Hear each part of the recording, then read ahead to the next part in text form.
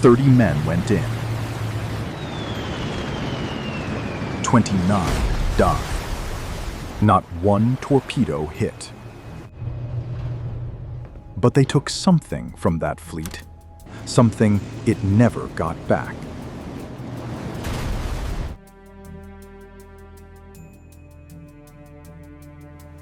"9:20 in the morning, the 4th of June, 1942, 200 miles northwest of Midway. 15 American torpedo bombers are coming in low over a flat sea toward the most successful naval force in the world. Their fighter escort is 50 miles away, climbing in the wrong direction.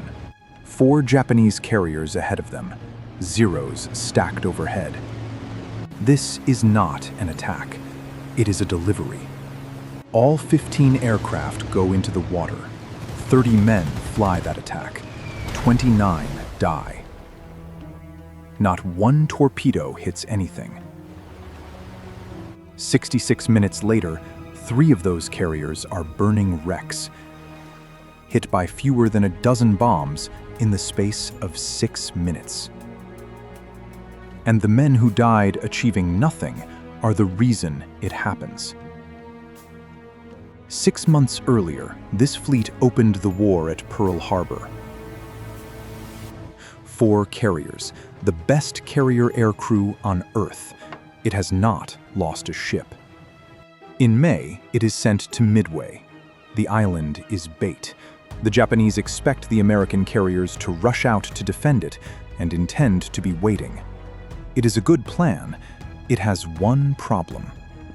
In a windowless basement at Pearl Harbor, a code-breaking team has been picking apart the Imperial Navy's operational code for months.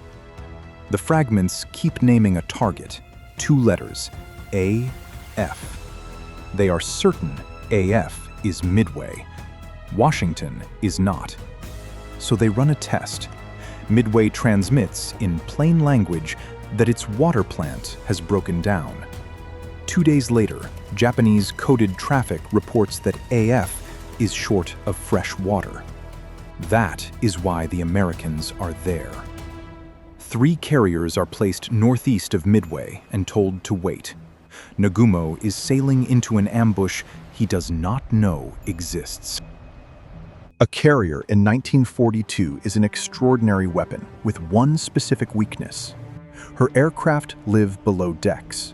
To launch a strike, everyone has to be armed down there, brought up on the elevators, arranged on the deck in launch order, and warmed up.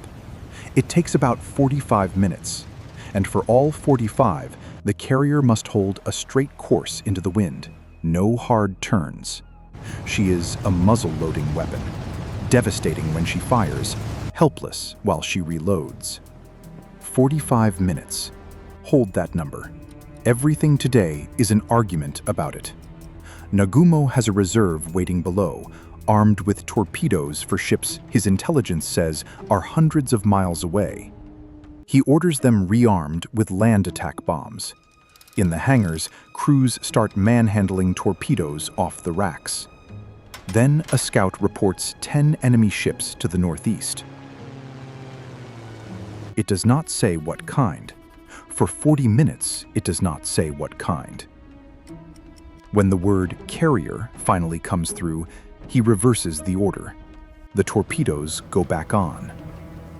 Between 7 and 9, aircraft from Midway attack 4 separate times and score nothing. But an attack does not have to hit you to cost you something. Every time bombers appear, those carriers turn hard. And a carrier turning hard is a carrier that is not spotting aircraft. The elevators stop. The deck crews stand and wait. The 45 minutes reset to 0. Again, and again, and again. 9:17. Nagumo finishes recovering his aircraft and turns to close the American fleet. A clear deck, a straight course. He holds it for 3 minutes. John Waldron takes 15 torpedo bombers in without escort. The night before, Waldron told his pilots that if only 1 aircraft remained, That one was to go in and get a hit. His squadron is wiped out in minutes. Waldron is among the dead. 20 minutes later, a second torpedo squadron arrives, 10 of 14 destroyed. Half an hour after that, a third, almost total destruction. 0 hits. And every 0 over that fleet has come down to sea level to kill torpedo bombers, because that is where the torpedo bombers are. Every fighter at wave height looking down at the water. Nobody is looking up. Meanwhile, there is a man flying around the Pacific who cannot find anybody. Wade McCluskey is at the intercept point with 30 dive bombers, and the Japanese fleet is not there. It has changed course. He searches southwest. Nothing. West. Nothing. He keeps searching past the point where a careful commander turns for home. Past the point where some of his aircraft could still get home.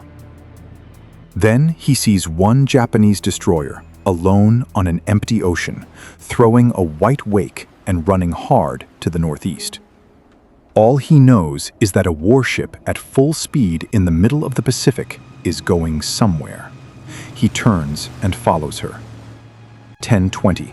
He is directly over the fleet with a formation of dive bombers, and between him and those flight decks, there is nothing at all. At almost the same minute, from a different direction, by a different route, the dive bombers from Yorktown arrive above Soryu. Neither group knows the other is there. The lookouts see them late. Kaga takes 4 bombs. Her hangar has been full of ordnance all morning that was never put back in the magazines. And the fire reaches it inside a minute. Soryu takes 3. Akagi, the flagship, takes 1. A single bomb through the flight deck into the upper hangar, among fueled aircraft and loose torpedoes. 1 bomb. That is all it takes because of what was sitting in that hangar. And what was sitting in that hangar is the result of 4 hours of attacks that hit nothing. 6 minutes. 1 carrier is missed. Hiryu launches that afternoon, finds Yorktown, and hits her hard enough that she is abandoned.